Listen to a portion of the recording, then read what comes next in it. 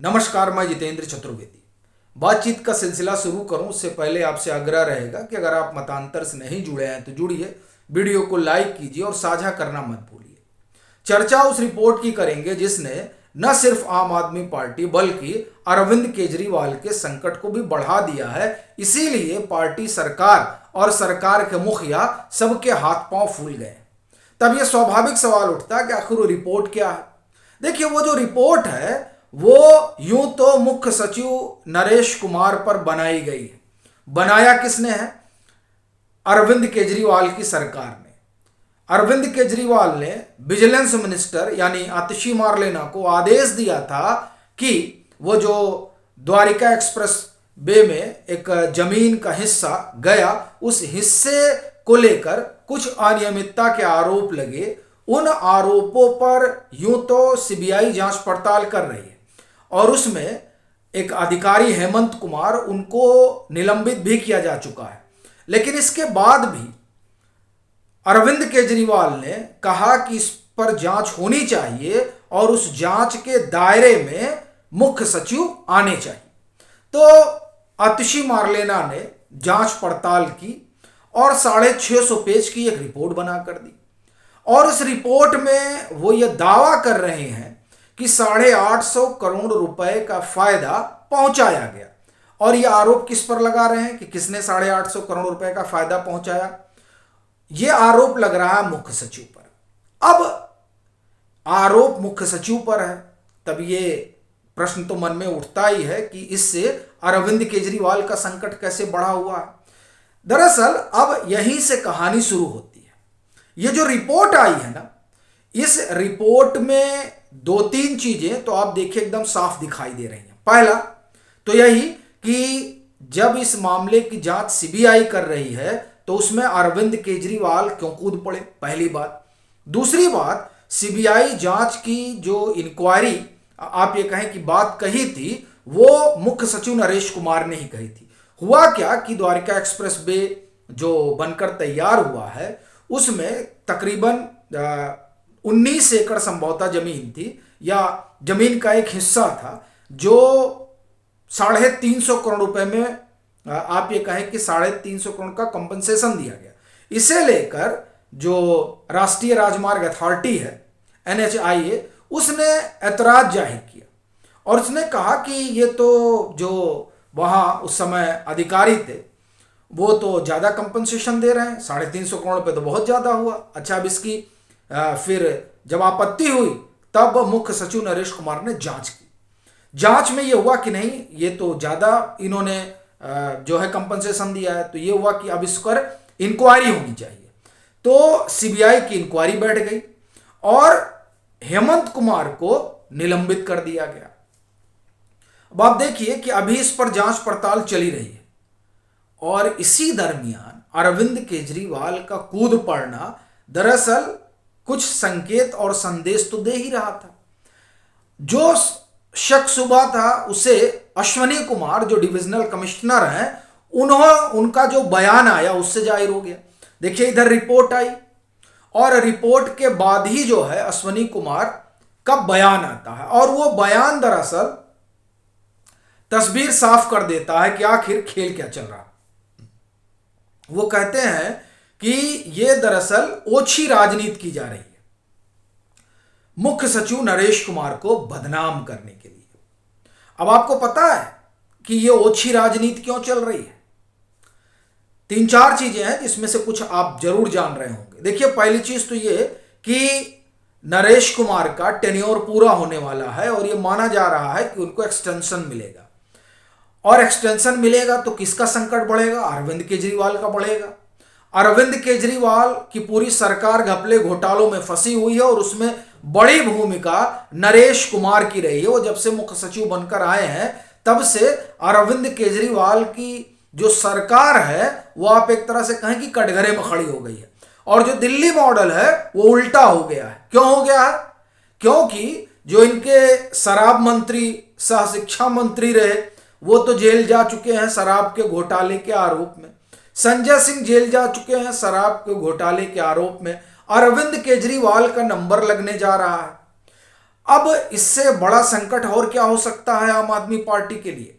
और जो रही सही कसर थी उसे मनीष सिसोदिया ने सुप्रीम कोर्ट में अपनी जमानत के दरमियान यह कहकर पूरा कर दिया कि जो की प्लेयर है विजय नायर, उसका उनसे कोई सरोकार नहीं। उसका अगर किसी सरोकार है तो वो कौन है? वो सौरभ भारद्वाज है, वो आतिशी मार लेना है। अच्छा, जो और थोड़ा कसर बची हुई थी वो एजेंसियों ने सुप्रीम कोर्ट में यह कहकर पूरा कर दिया कि विजय नायर वो शख्स है जो मुख्यमंत्री के बंगले के बगल वाले बंगले में रहता था। अब लीजिए, तो इस तरह से अगर आप देखें तो ये जो दिल्ली के शराब घोटाला वाला मसला रहा, उसने तो पूरी सरकार को ही आप एक तरह से कहें कि ये व्यवस्था बन गई है कि पूरी कैबिनेट जेल चली जाए। तो ऐसी स्थिति में नरेश कुमार तो इनके लिए संकट है ही है। और अगर नरेश कुमार को फिर एक्सटेंशन मिल जाता है तब इनका क्या होगा? तो जो रही सही कसर है वो भी पूरी हो जाएगी। तो अब इससे क्या किया जाए? तो इसका एक ही तरीका है कि जो मुख्य सचिव हैं उनकी साख पर सवाल खड़ा कराया जाए। पीछे आपने देखा था कि YB राजशेखर के खिलाफ किस तरीके से अभियान चला था, अभी उसी तरीके का अभियान चलाया जा रहा है। और यह साख पर सवाल इसीलिए खड़ा किया जा रहा है क्योंकि तब अरविंद केजरीवाल और उनकी सरकार के पास एक ग्राउंड रहे। चूंकि ये सुप्रीम कोर्ट पहुंच चुके हैं, ये आपको जानकर ताज्जुब होगा। इन्होंने सुप्रीम कोर्ट का दरवाजा खटखटाया और कह रहे हैं कि चूंकि हमने दिल्ली का जो अध्यादेश आया उसको चुनौती दे रखी है, तो इसलिए जो मुख्य सचिव की नियुक्ति हो उसमें हमारा भी सलाह मशवरा लिया जाए। अब यहां देखिए क्या पेच फंस जाता है। ये फंसाने की कोशिश कर रहे हैं कि अगर एक्सटेंशन दे देंगे तो ये भाग जाएंगे। देखिए इन पर तो आरोप है। और मैं आपको आगे बढ़ूं उससे पहले एक चीज और बताता हूं। इसी तरीके से कई जो अधिकारी आए उनको लेकर खूब कोर्ट कचहरी की गई। उनके जरिए जो अधिकारियों से खार खाए बैठे हैं, राकेश अस्थाना का नाम इसमें मैं लेना चाहूंगा, SK मिश्रा का नाम मैं इसमें लेना चाहूंगा। इन लोगों के खिलाफ कितना कोर्ट कचहरी हुआ? क्यों? क्योंकि ये शिकंजा कस रहे थे। क्यों? क्योंकि ये जो घपले घोटाले बाज रहे उनकी फाइलें खोलकर निकाल रहे थे। आपको ख्याल है राकेश अस्थाना के पीछे क्यों पड़ा गया था? क्योंकि चारा घोटाले की पूरी फाइल निकल गई थी, शारदा चिट फंड की फाइल निकल गई थी, अगस्ता वेस्टलैंड की फाइल निकल गई थी, नेशनल हेराल्ड की फाइल निकल गई थी। इन तमाम फाइलों ने हड़कंप मचा दिया था और ये क्रिश्चियन मिशेल को उसी दरमियान लाया गया था। तो इसलिए राकेश अस्थाना खटक रहे थे। SK मिश्रा क्यों खटक रहे थे? क्योंकि SK मिश्रा ने सारी फाइलें खोल कर रख दी और जितने सफेद पोश है उन सब को लाकर ED के सामने खड़ा कर दिया। उन सब को मैं यूं कहूं कि कानून के कटघरे में खड़ा कर दिया। तो इसलिए SK मिश्रा खटक रहे थे। कमोबेश इसीलिए नरेश कुमार भी खटक रहे हैं और इसीलिए उनके खिलाफ जो है एक पुख्ता तैयारी चल रही है। और उस तैयारी का भांडा डिविजनल कमिश्नर अश्वनी कुमार ने फोड़ दिया और उन्होंने बता दिया कि यह सिर्फ राजनीति हो रही है, नाहक जो है वो मुख्य सचिव को घसीटा जा रहा है। और घसीटने की वजह है भाई दिल्ली का शराब घोटाला, शीश महल तो गले की हड्डी बना हुआ है। और देखिए दिल्ली के शराब घोटाले से एक बारगी आप ये कहें कि नरेश कुमार को ये लोग बख्श देते, लेकिन शीश महल का जो मसला है उस पर तो अरविंद केजरीवाल किसी को छोड़ नहीं सकते हैं। आप देखिए किस तरीके से 54 करोड़ का घपला घोटाला जो है निकला और वो जांच जो है नरेश कुमार की अगुवाई में विजिलेंस ने की। और उसमें तो मैडम CM और सर CM दोनों लोग आ रहे हैं। तो ऐसी परिस्थिति में कैसे छोड़ दिया जाए कि मुख्य सचिव तो उनके आसियाने के पीछे पड़ गए? बताइए आप। अब वो 54 करोड़ के महल में रह रहे हैं तो इससे मुख्य सचिव को कोई दिक्कत नहीं होनी चाहिए थी।